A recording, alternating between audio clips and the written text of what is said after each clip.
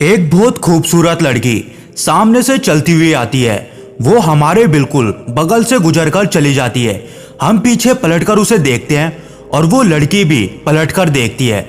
और जब हमारी आंखें उस लड़की से मिलती है तो ना चाहते हुए भी हमारी नजरें झुक जाती है। हम उससे ज्यादा देर तक आंखें भी नहीं मिला पाते। हालांकि हम दोनों के बीच कोई बातचीत नहीं हुई। मैंने उसे देखा, उसने मुझे देखा, लेकिन 3 सेकंड तक भी मैं उससे आई कांटेक्ट नहीं कर पाया। ऐसा अक्सर सभी की जिंदगी में होता है और ये बात सिर्फ सुंदर स्त्री की नहीं है। जीवन में बहुत से लोग ऐसे होते हैं जिनसे हम आंखें मिलाकर उससे रूबरू होकर पूरी तरह से बात ही नहीं कर पाते। कहना कुछ होता है और कह कुछ जाते हैं। उस वक्त ऐसा लगता है कि हमारा अपने ऊपर कोई नियंत्रण ही नहीं है। और मजे की बात तो ये है कि जिससे हम बात कर रहे होते हैं वो हमारा मित्र, हमारा दोस्त, हमारे माता पिता या कोई अनजान लड़की ही होती है। हमारा कोई दुश्मन नहीं होता, लेकिन फिर भी हम उनसे ज्यादा देर तक आंखें नहीं मिला पाते। अगर ये आपने भी अनुभव किया है तो कमेंट में जरूर बताना। आज की जो बोध कहानी मैं आपको सुनाने वाला हूँ उसमें आपको इसका कारण और निवारण दोनों पता चलेंगे कि ऐसा होता क्यों है और ऐसा होने से खुद को कैसे रोकें। तो चलिए बिना किसी देरी के इस कहानी को शुरू करते हैं। वर्षा ऋतु समाप्त होने के 2 हफ्ते बाद एक बहुत ही सुंदर स्त्री बुद्ध से मिलने के लिए आई। वो 2 घोड़े वाले एक सफेद रथ पर सवार थी और उसके साथ 16 वर्ष की आयु के आसपास का एक युवक भी था। उसकी वेशभूषा तथा चाल ढाल सर्वथा सुरुचिपूर्ण और गरिमापूर्ण थी। उसने आकर एक युवा भिक्षु से अनुरोध किया कि मुझे बुद्ध की कुटिया तक ले चलिए।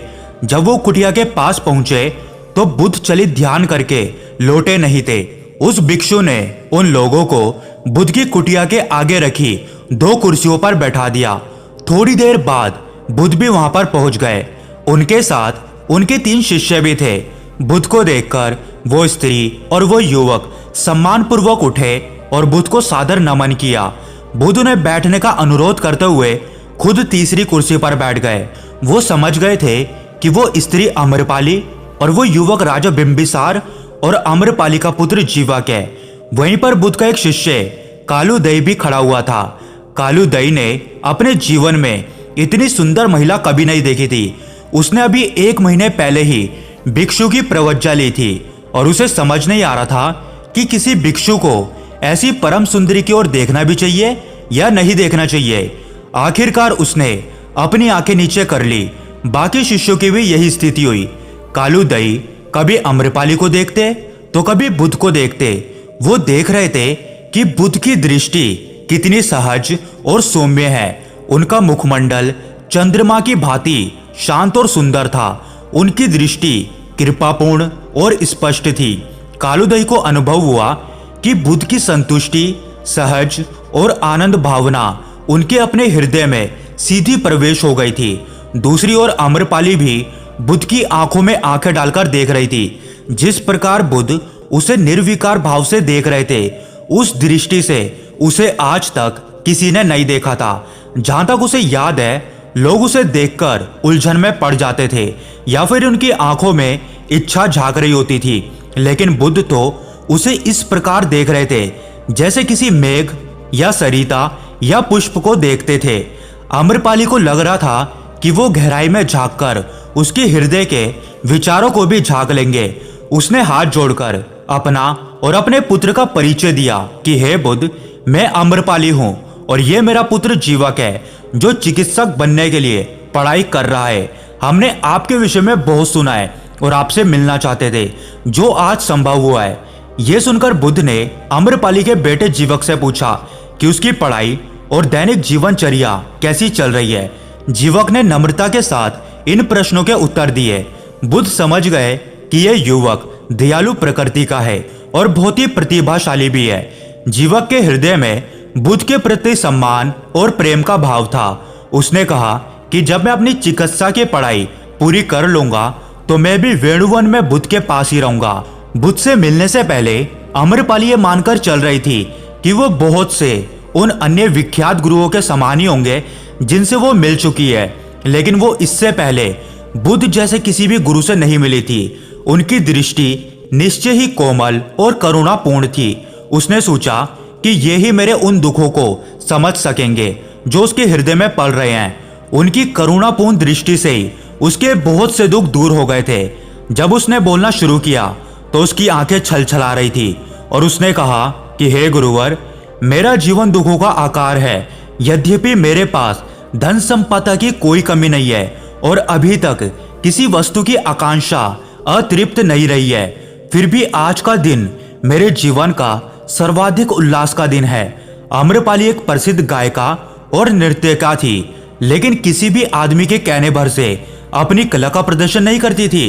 यदि किसी के तौर तरीके या व्यवहार उसे अच्छा नहीं लगता था तो वो अपनी कला का प्रदर्शन करने से इनकार कर देती थी, चाहे फिर वो आदमी उसे कितना भी धन देने का प्रस्ताव क्यों ना रखे।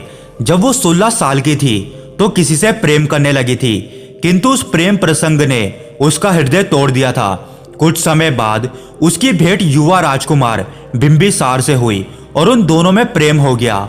उसी से बिंबिसार के पुत्र जीवक का जन्म हुआ, किंतु राजमहल में कोई भी उसे और उसके पुत्र को स्वीकार करने के लिए तैयार नहीं थे। महल के लोगों ने यह अफवाह उड़ा रखी थी कि वो लड़का अनाथ है, जिसे राजकुमार सड़क के कूड़े के ढेर से उठाकर लाए थे। इन आरोपों से आम्रपाली के हृदय को बहुत आघात लगा। राजमहल में उसे द्वेष और घृणा से भरे अपमान के घूंट पीने पड़ते थे।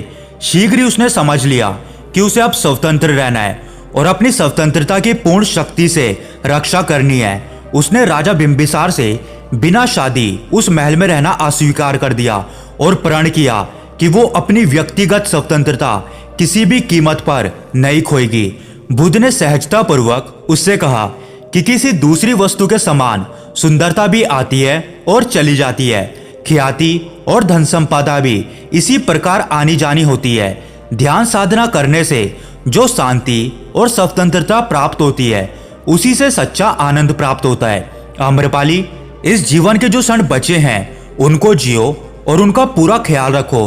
अपने व्यक्तित्व को भुलावे में अथवा निरर्थक आमोद प्रमोद में नष्ट मत करो। ये बात सबसे महत्वपूर्ण है। बुद्ध ने आम्रपाली को बताया कि उसे अपना दैनिक जीवन नई विधि के अनुसार कैसे व्यवस्थित करना है। प्राणायाम करो, ध्यान में बैठो, सचेतनता की भावना से काम करो और पंचशीलों के पालन का अभ्यास करो। इन मूल्यवान शिक्षाओं को पाकर वो बहुत ही खुश हुई।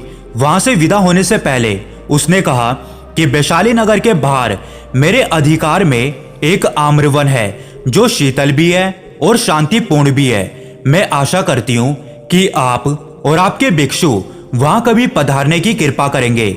यदि ऐसा हो सका तो यह मेरे और मेरे पुत्र के लिए बहुत ही सम्मान की बात होगी। बुद्धदेव, कृपा मेरे इस निमंत्रण पर विचार कीजिएगा।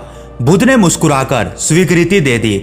जब आम्रपाली वहां से चली गई तो कालूदई ने बुद्ध के पास बैठने की अनुमति मांगी। बाकी 2 शिष्य भी दूसरी कुर्सियों पर बैठ गए।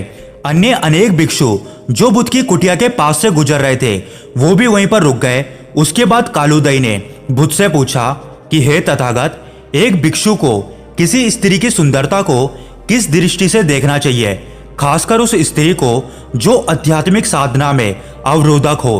बुद्ध ने मुस्कुराकर कहा कि भिक्षुओं, सभी धर्म वस्तुतः सुंदर और कुरूपता का विचार नहीं करते, वो उनसे परे होते हैं। सुंदरता या कुरूपता का भावबोध तो हमारे चित्त को प्रतिबिंबित करता है। सुंदरता और कुरूपता दोनों का सृजन 5 तत्वों से होता है: सरोवर, बादल, पत्ते, फूल, सूर्य की एक किरण या दोपहर बाद की धूप, सभी में सौंदर्य होता है।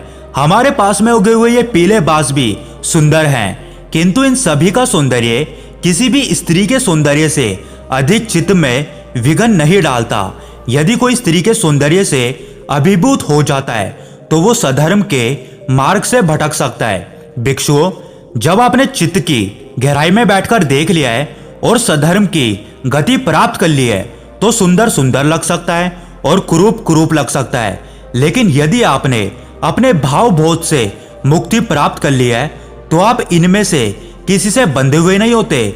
जब कोई मुक्त आदमी सौंदर्य की किसी देवी को देखता है तो वो ये भी देख सकता है कि वो सौंदर्य प्रतिमा कितने कुरूप पदार्थों से निर्मित हुई है। मुक्त आदमी सभी वस्तुओं की अनित्यता और अस्तित्वहीनता को भी समझ पाता है, जिनमें सुंदर और कुरूप दोनों प्रकार की वस्तुएं शामिल होती है। इसलिए वो ना तो सुंदर वस्तु से सम्मोहित होता है और ना कुरूप से विरक्त होता है। एक ही सौंदर्य शाश्वत है जो कभी फीका नहीं पड़ता। वो है करुणा में मुक्त हृदय, जिससे किसी को दुख नहीं होता। करुणा का अर्थ है इच्छा रहित प्रेम और उसके बदले में किसी प्रकार की कोई अपेक्षा नहीं करना।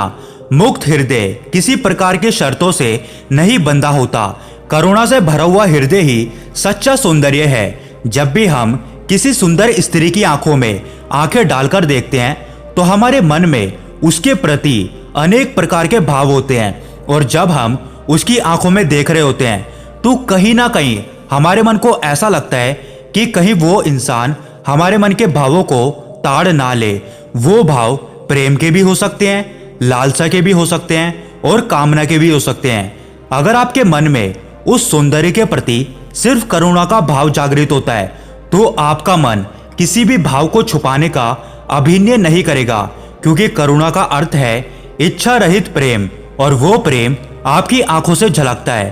और वैसी स्थिति में आप बहुत देर तक किसी से भी आंखों से आंखें मिलाकर बात कर सकते हैं, लेकिन इसके लिए आपके मन को अनेक प्रकार के भावों से मुक्त होना पड़ेगा, और उसके लिए आपको अपने भाव समझने होंगे, आपको अपने भाव पकड़ने होंगे। आपको ये पता करना होगा कि जब आप किसी से बात करते हैं तो आपके मन में किस प्रकार के भाव उठते हैं, और यह देखने की दृष्टि देता है ध्यान, जो आपको अपनी अंतर यात्रा पर ले जाता है। इसलिए जितना गहरा आप ध्यान में डूबेंगे उतने ही खुद के प्रति साक्षी हो जाएंगे, और फिर आप अपने विचारों और भावों को अच्छी तरह से देख पाएंगे। और जैसे जैसे आप अपने भावों को देखने लगेंगे वैसे वैसे वो भाव विलीन हो जाएंगे, और आखिर में आपके हृदय में बस करुणा बचेगी। तो दोस्तों, उम्मीद करते हैं कि इस कहानी का मतलब आप समझ गए होंगे। अगर आप आगे भी ऐसी कहानियां सुनना चाहते हैं तो हमारे इस चैनल को सब्सक्राइब करके जरूर जाएं।